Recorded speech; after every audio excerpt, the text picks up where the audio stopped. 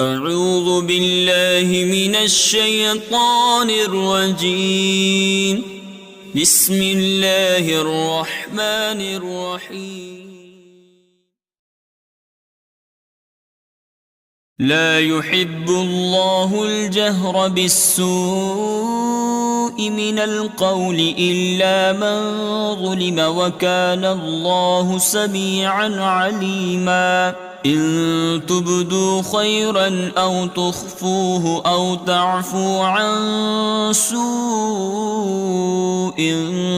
فإن الله كان عفوا قديرا. إن الذين يكفرون بالله ورسله ويريدون أن يفرقوا بين الله ورسله ويقولون نؤمن ببعض ونكفر ببعض ويريدون أن يتخذوا بين ذلك سبيلا، أولئك هم الكافرون حقا، وأعتدنا للكافرين عذابا مهينا. والذين آمنوا بالله ورسله ولم يفرقوا بين أحد منهم أولئك سوف يؤتيهم أجورهم، وكان الله غفورا رحيما. يسألك أهل الكتاب أن تنزل عليهم كتابا من السماء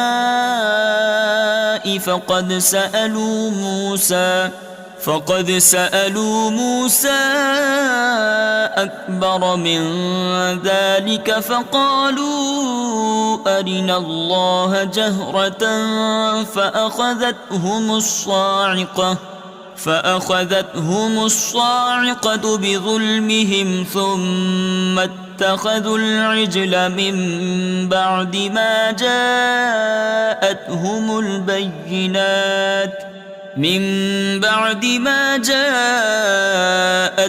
البينات فعفونا عن ذلك وآتينا موسى سلطانا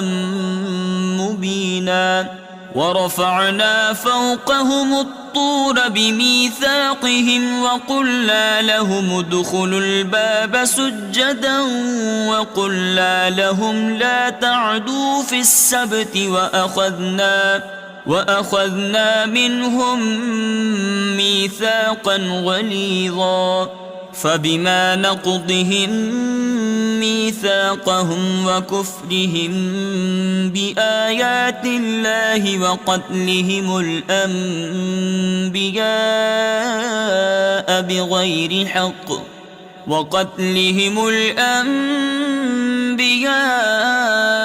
بغير حق وقولهم قلوبنا غلف، بل طبع الله عليها بكفرهم فلا يؤمنون إلا قليلا. وبكفرهم وقولهم على مريم بهتانا عظيما، وقولهم إنا قتلنا المسيح عيسى ابن مريم رسول الله وما قتلوه وما صلبوه ولكن شبه لهم، وإن الذين اختلفوا فيه لفي شك منه ما لهم به من علم إلا اتباع الظن وما قتلوه يقينا، بل رفعه الله إليه وكان الله عزيزا حكيما. وإن من أهل الكتاب إلا ليؤمنن به قبل موته ويوم القيامة يكون عليهم شهيدا. فبظلم من الذين هادوا حرمنا عليهم طيبات أحلت لهم وبصدهم عن سبيل الله كثيرا وأخذهم الربا وقد نهوا عنه وأكلهم أموال الناس بالباطل وأعتدنا للكافرين منهم عذابا أليما لكن الراسخون في العلم منهم والمؤمنون يؤمنون بما أنزل إليك وما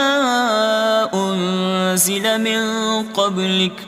والمقيمين الصلاة والمؤتون الزكاة والمؤمنون بالله واليوم الآخر أولئك سنؤتيهم أجرا عظيما إنا أوحينا إليك كما أوحينا إلى نوح والنبيين من بعده وأوحينا إلى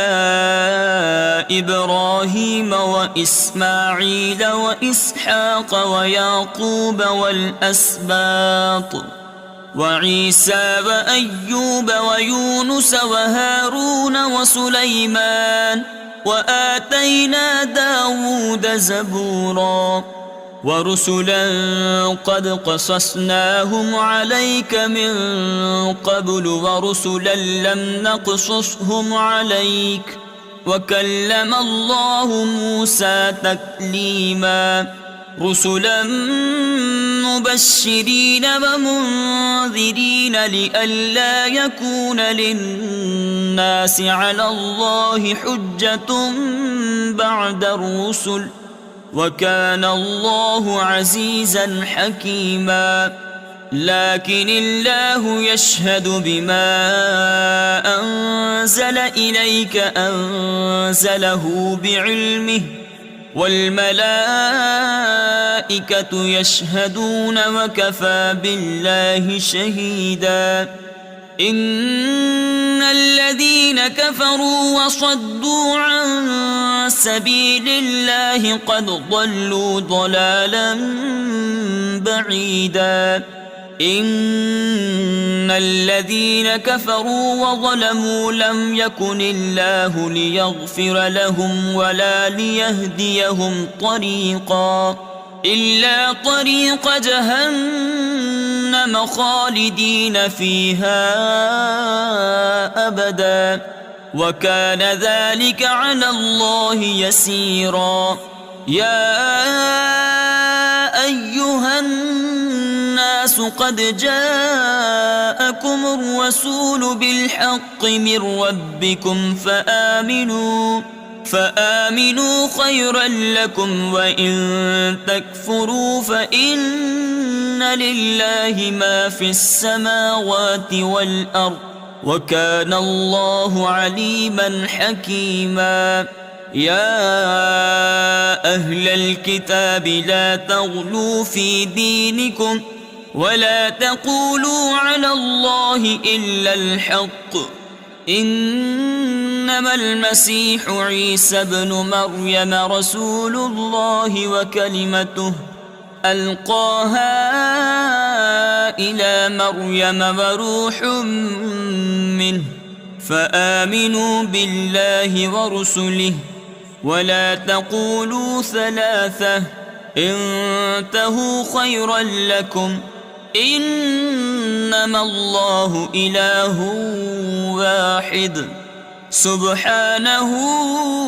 أن يكون له ولد له ما في السماوات وما في الأرض وكفى بالله وكيلا لن يستنكف المسيح أن يكون عبدا لله ولا الملائكة المقربون ومن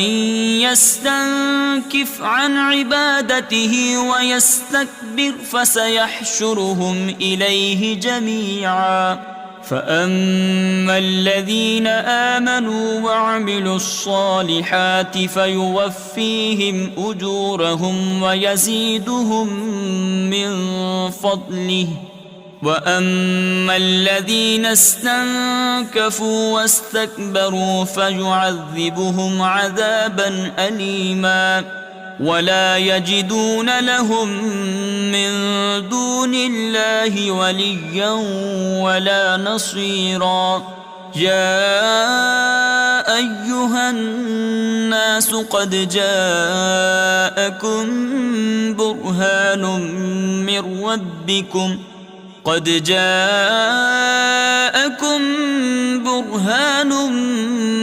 ربكم وأنزلنا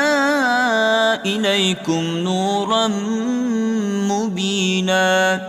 فأما الذين آمنوا بالله واعتصموا به فسيدخلهم في رحمة منه وفضل ويهديهم إليه صراطا مستقيما. يستفتونك قل الله يفتيكم في الكلالة إن امرؤ هلك ليس له ولد وله أخت فلها نصف ما ترك وهو يرثها إن لم يكن لها ولد، فإن كانت اثنتين فلهما الثلثان مما ترك، وإن كانوا إخوة رجالا ونساء فللذكر مثل حظ الأنثيين. يبين الله لكم أن تضلوا والله بكل شيء عليم. بسم الله الرحمن الرحيم. يا أيها الذين آمنوا أوفوا بالعقود. أحلت لكم بهيمة الأنعام إلا ما يتلى عليكم غير محل الصيد وأنتم حرم، إن الله يحكم ما يريد. يا أيها الذين آمنوا لا تحلوا شعائر الله ولا الشهر الحرام ولا الهدي ولا القلائد ولا آمين البيت الحرام يبتغون فضلا من ربهم ورضوانا. وإذا حللتم فاصطادوا ولا يجرمنكم شنآن قوم أن صدوكم عن المسجد الحرام أن تعتدوا. وتعاونوا على البر والتقوى ولا تعاونوا على الإثم والعدوان، واتقوا الله إن الله شديد العقاب. حرمت عليكم الميتة والدم ولحم الخنزير وما أهل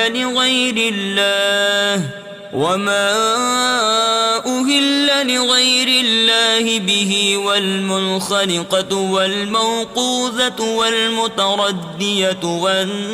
والنطيحة وما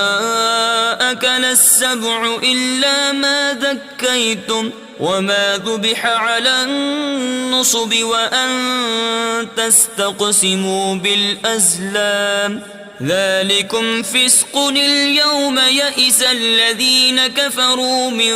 دينكم فلا تخشوهم واخشون. اليوم أكملت لكم دينكم وأتممت عليكم نعمتي ورضيت لكم الإسلام دينا. فمن اضطر في مخمصة غير متجانف لإثم فإن الله غفور رحيم يسألونك ماذا أحل لهم قل أحل لكم الطيبات وما علمتم من الجوارح مكلبين تعلمونهن مما علمكم الله فكلوا مما أمسكن عليكم واذكروا اسم الله عليه واتقوا الله إن الله سريع الحساب اليوم أحل لكم الطيبات وطعام الذين أوتوا الكتاب حل لكم وطعامكم حل لهم والمحصنات من المؤمنات والمحصنات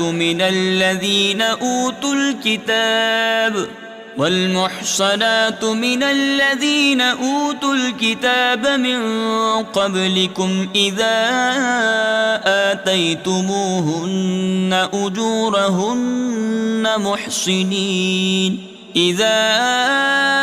آتيتموهن أجورهن محصنين غير مسافحين ولا متخذي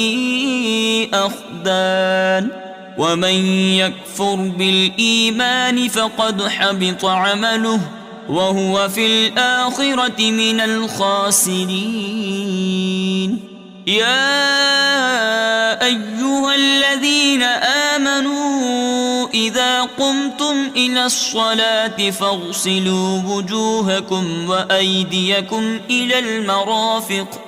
فاغسلوا وجوهكم وأيديكم إلى المرافق وامسحوا برؤوسكم وأرجلكم إلى الكعبين وإن كنتم جنبا فاطهروا وإن كنتم مرضى أو على سفر أو جاء أحد منكم من الغائط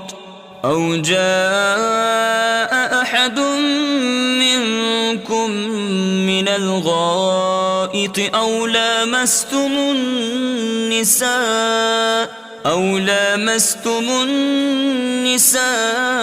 فلم تجدوا ماء فتيمموا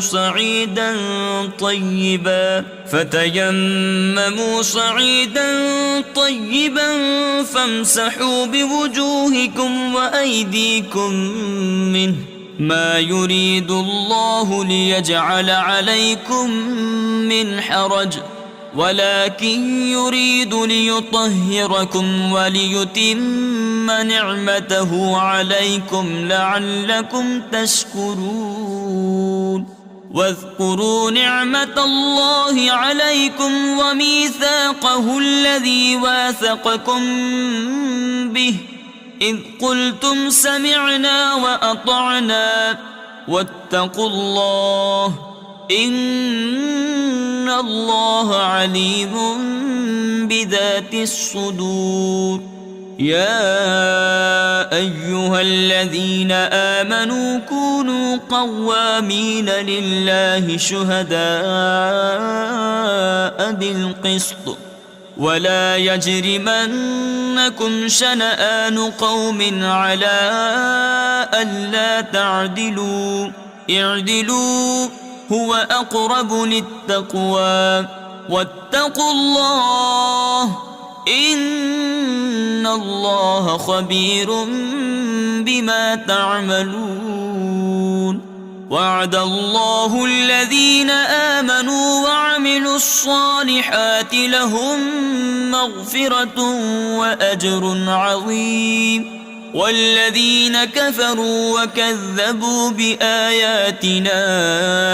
أولئك أصحاب الجحيم يا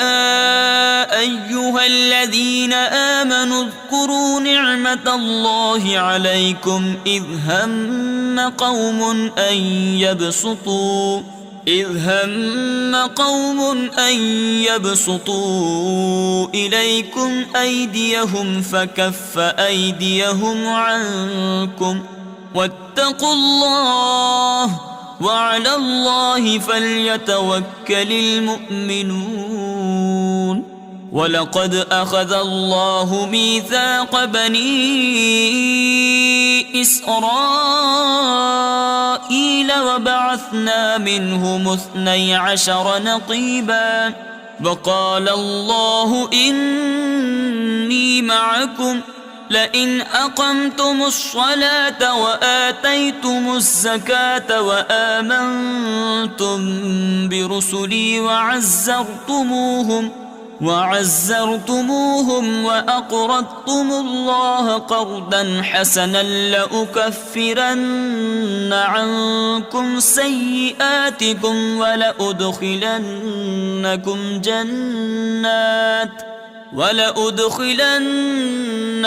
جنات تجري من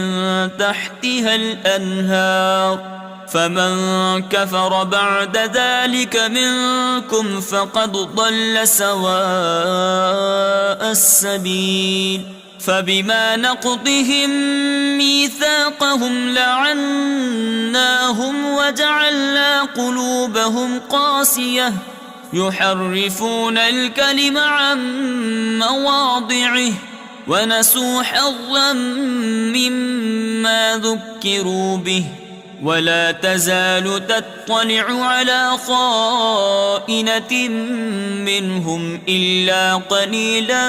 منهم فاعف عنهم واصفح إن الله يحب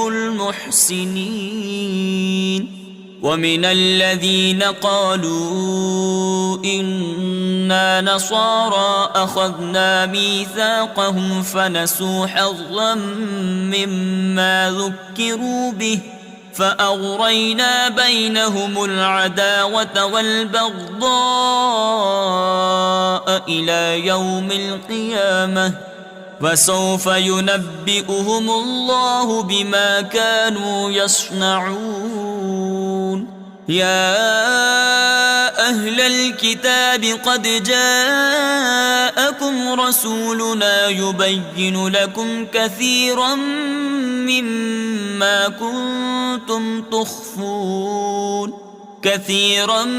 مما كنتم تخفون من الكتاب ويعفو عن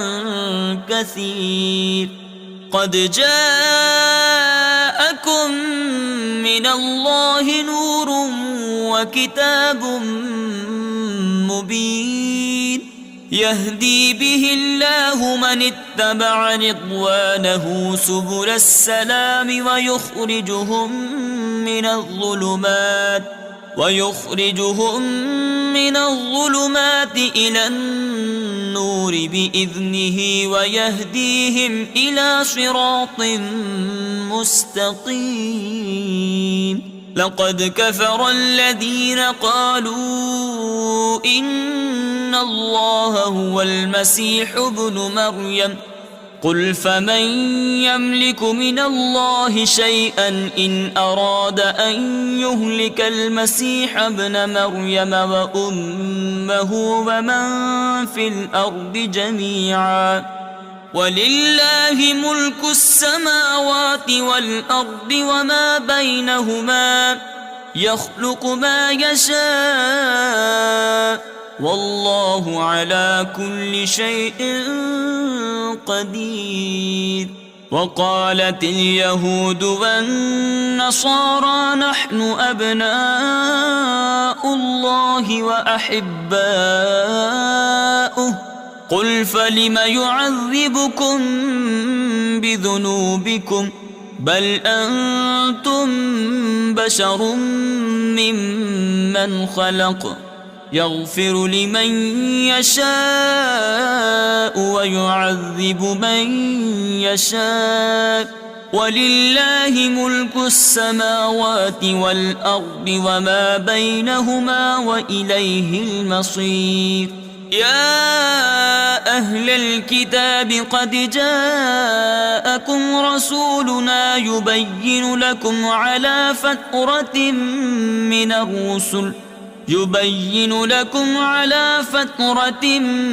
من الرسل أن تقولوا ما جاءنا من بشير ولا نذير فقد جاءكم بشير ونذير والله على كل شيء قدير. وإذ قال موسى لقومه يا قوم اذكروا نعمة الله عليكم إذ جعل فيكم أنبياء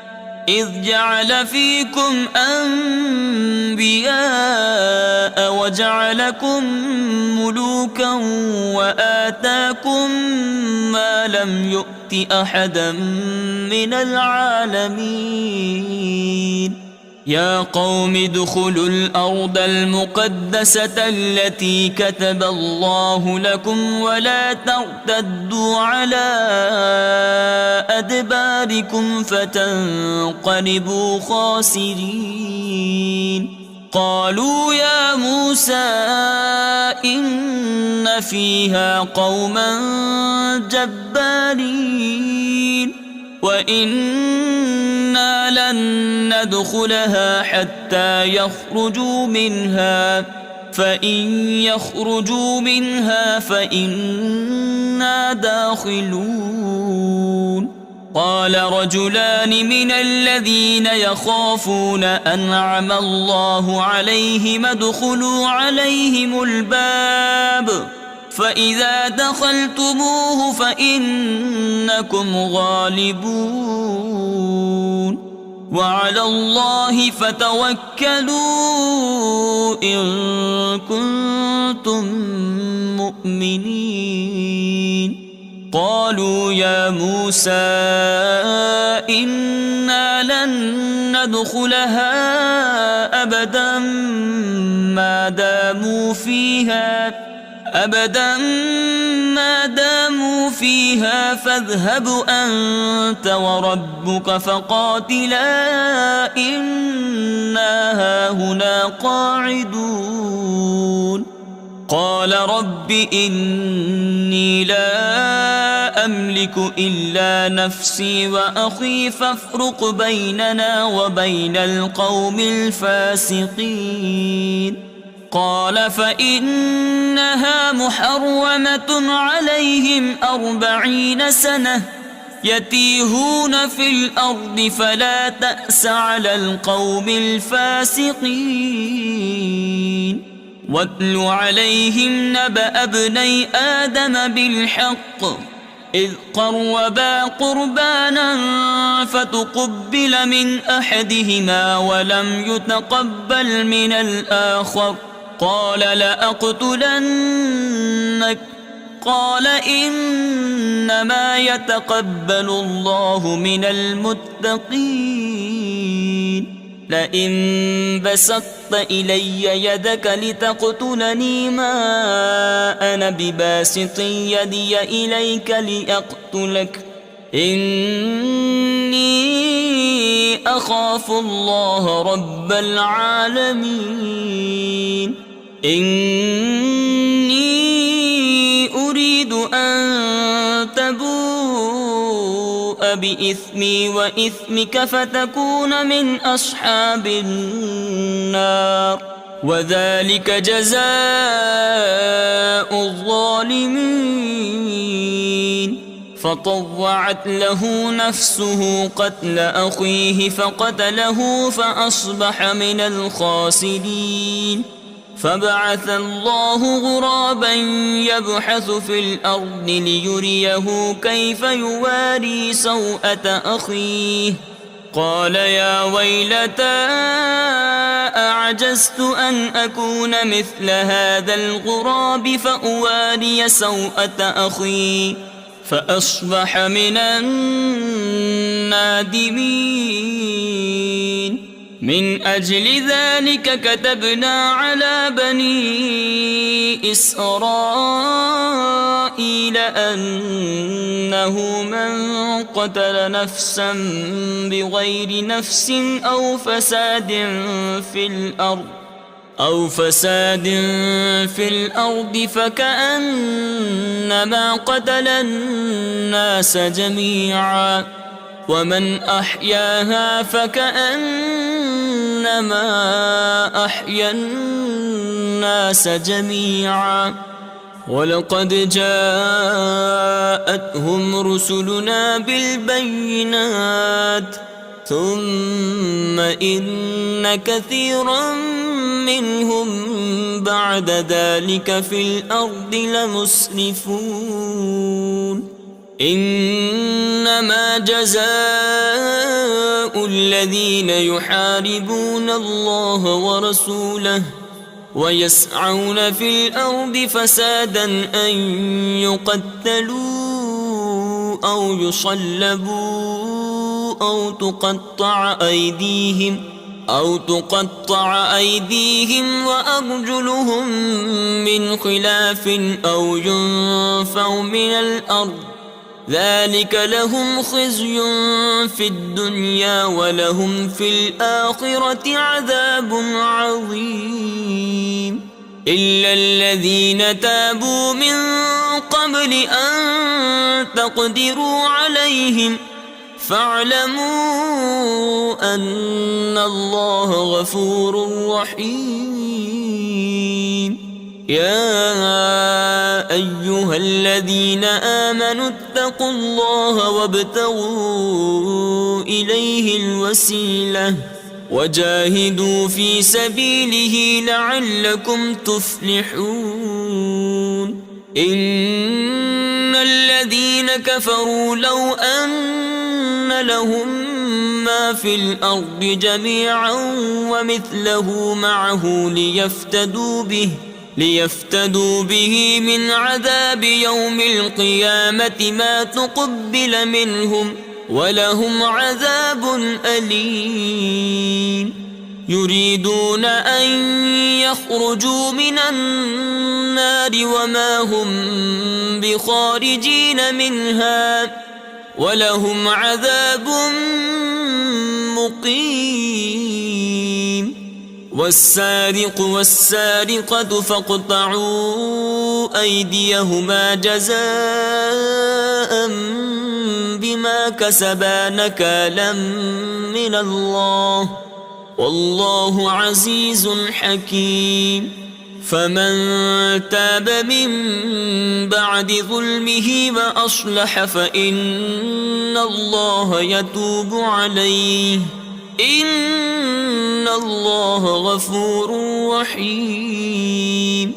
ألم تعلم أن الله له ملك السماوات والأرض يعذب من يشاء ويغفر لمن يشاء والله على كل شيء قدير يا أيها الرسول لا يحزنك الذين يسارعون في الكفر من الذين قالوا آمنا بأفواههم ولم تؤمن قلوبهم ومن الذين هادوا سماعون للكذب سماعون لقوم آخرين لم يأتوك يحرفون الكلم من بعد مواضعه يقولون إن أوتيتم هذا فخذوه وإن لم تؤتوه فاحذروا ومن يرد الله فتنته فلن تملك له من الله شيئا أولئك الذين لم يرد الله أن يطهر قلوبهم لهم في الدنيا خزي ولهم في الآخرة عذاب عظيم سماعون للكذب أكالون للسحت فإن جاءوك فاحكم بينهم أو أعرض عنهم وإن تعرض عنهم فلن يضروك شيئا وإن حكمت فاحكم بينهم بالقسط إن الله يحب المقسطين. وكيف يحكمونك وعندهم التوراة فيها حكم الله ثم يتولون من بعد ذلك وما أولئك بالمؤمنين. إنا أنزلنا التوراة فيها هدى ونور يحكم بها النبيون الذين أسلموا للذين هادوا والربانيون والأحبار بما استحفظوا من كتاب الله وكانوا عليه شهداء فلا تخشوا الناس واخشوني ولا تشتروا بآياتي ثمنا قليلا ومن لم يحكم بما أنزل الله فأولئك هم الكافرون. وكتبنا عليهم فيها أن النفس بالنفس والعين بالعين والأنف بالأنف والأذن بالأذن والسن بالسن والجروح قصاص فمن تصدق به فهو كفارة له ومن لم يحكم بما أنزل الله فأولئك هم الظالمون. وقفينا على آثارهم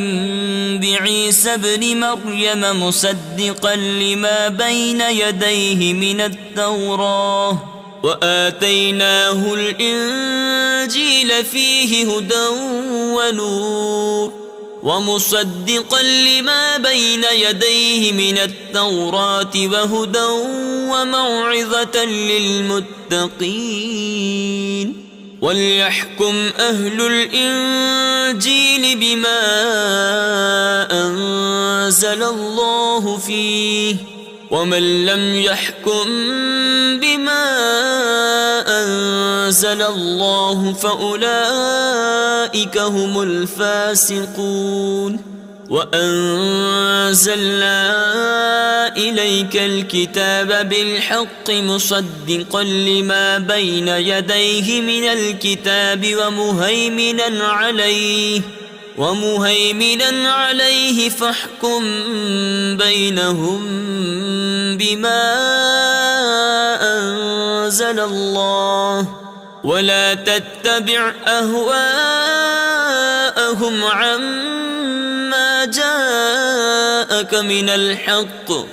لكل جعلنا منكم شرعة ومنهاجا ولو شاء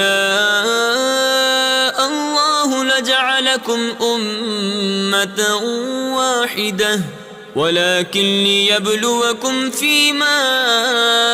آتاكم فاستبقوا الخيرات إلى الله مرجعكم جميعا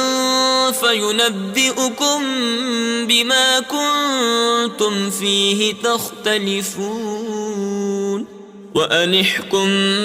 بينهم بما أنزل الله ولا تتبع أهواءهم واحذرهم أن يفتنوك عن بعد ما أنزل الله إليك فإن تولوا فاعلم أنما يريد الله أن يصيبهم ببعض ذنوبهم وإن كثيرا من الناس لفاسقون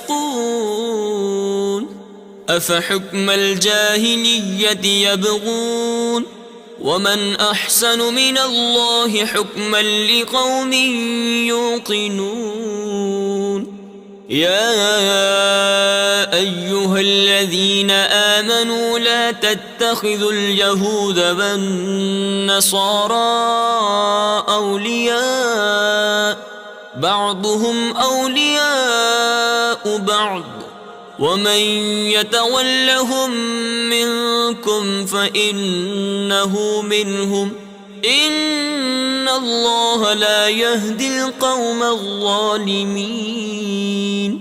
فترى الذين في قلوبهم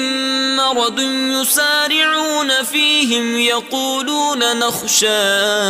أن تصيبنا دائرة فعسى الله أن يأتي بالفتح أو أمر من عنده فيصبحوا على ما أسروا في أنفسهم نادمين ويقول الذين آمنوا أهؤلاء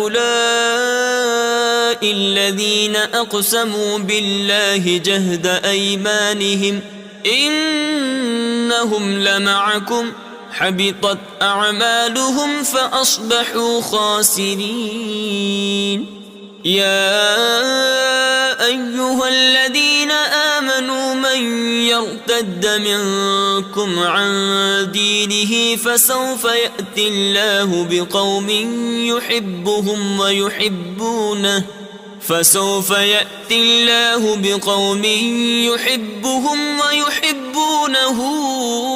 أذلة على المؤمنين أعزة على الكافرين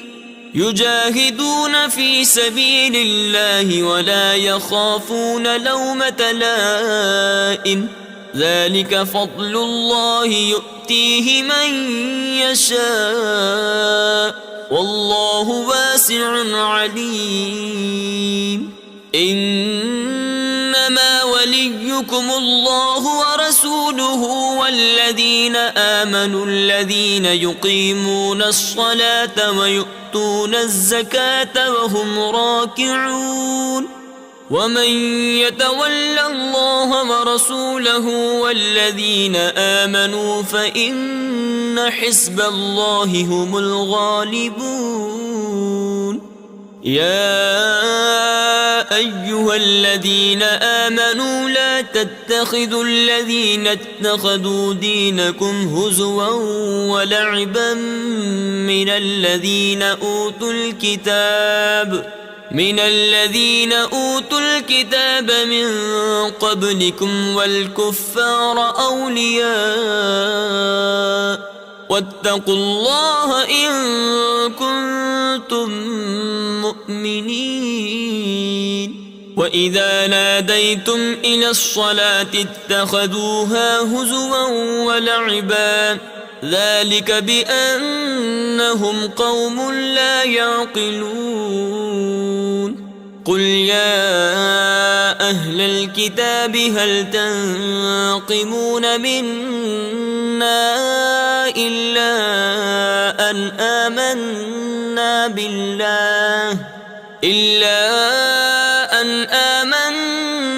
بالله وما أنزل إلينا وما أنزل من قبل وأن أكثركم فاسقون قل هل أنبئكم بشر من ذلك مثوبة عند الله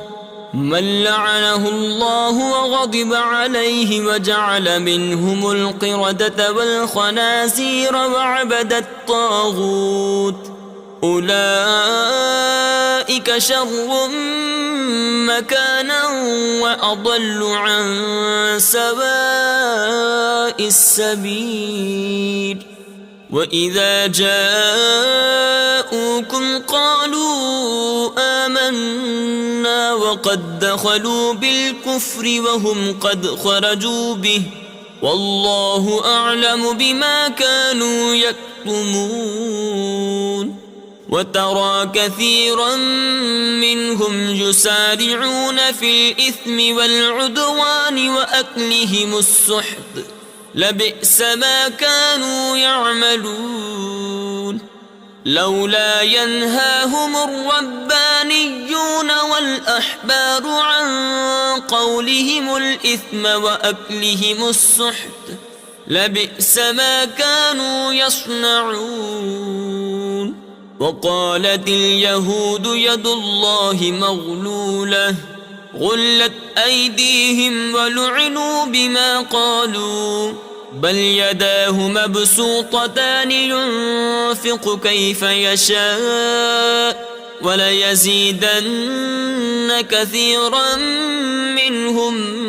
ما أنزل إليك من ربك طغيانا وكفرا وألقينا بينهم العداوة والبغضاء إلى يوم القيامة كلما أوقدوا نارا للحرب أطفأها الله ويسعون في الأرض فسادا والله لا يحب المفسدين ولو أن أهل الكتاب آمنوا واتقوا لكفرنا عنهم سيئاتهم ولأدخلناهم جنات النعيم ولو أنهم أقاموا التوراة والإنجيل وما أنزل إليهم من ربهم لأكلوا من فوقهم ومن تحت أرجلهم منهم أمة مقتصدة وكثير منهم ساء ما يعملون يا أيها الرسول بلغ ما أنزل إليك من ربك وإن لم تفعل فما بلغت رسالته والله يعصمك من الناس إن الله لا يهدي القوم الكافرين قل يا أهل الكتاب لستم على شيء حتى تقيموا التوراة والإنجيل وما أنزل إليكم من ربكم وليزيدن كثيرا منهم ما أنزل إليك من ربك طغيانا وكفرا فلا تأس على القوم الكافرين إن الذين آمنوا والذين هادوا والصابئون والنصارى من آمن بالله واليوم الآخر وعمل صالحا فلا خوف عليهم ولا هم يحزنون لقد أخذنا ميثاق بني إسرائيل وأرسلنا إليهم رسلا كلما جاءهم رسول بما لا تهوى أنفسهم فريقا كذبوا وفريقا يقتلون وحسبوا ألا تكون فتنة فعموا وصموا ثم تاب الله عليهم ثم عموا وصموا كثير منهم والله بصير بما يعملون لقد كفر الذين قالوا إن الله هو المسيح ابن مريم. وقال المسيح يا بني إسرائيل اعبدوا الله ربي وربكم إنه من يشرك بالله فقد حرم الله عليه الجنة ومأواه النار وما للظالمين من أنصار. لقد كفر الذين قالوا إن الله ثالث ثلاثة وما من إله إلا إله واحد وإن لم ينتهوا عما يقولون ليمسن الذين كفروا منهم عذاب أليم. أفلا يتوبون إلى الله ويستغفرونه والله غفور رحيم. ما المسيح ابن مريم إلا رسول قد خلت من قبله الرسل وأمه صديقة كانا يأكلان الطعام انظر كيف نبين لهم الآيات ثم انظر أنا يؤفكون. قل أتعبدون من دون الله ما لا يملك لكم ضرا ولا نفعا والله هو السميع العليم. قل يا أهل الكتاب لا تغلوا في دينكم غير الحق ولا تتبعوا أهواء قوم قد ضلوا من قبل وأضلوا كثيرا وضلوا عن سواء السبيل. لعن الذين كفروا من بني إسرائيل على لسان داود وعيسى بن مريم ذلك بما عصوا وكانوا يعتدون. كانوا لا يتناهون عن منكر فعلوه لبئس ما كانوا يفعلون. ترى كثيرا منهم يتولون الذين كفروا لبئس ما قدمت لهم أنفسهم أن سخط الله عليهم وفي العذاب هم خالدون. ولو كانوا يؤمنون بالله والنبي وما أنزل إليه ما اتخذوهم أولياء ولكن كثيرا منهم فاسقون. لتجدن أشد الناس عداوة للذين آمنوا اليهود والذين أشركوا ولتجدن أقربهم مودة للذين آمنوا الذين قالوا إنا نصارى ذلك بأن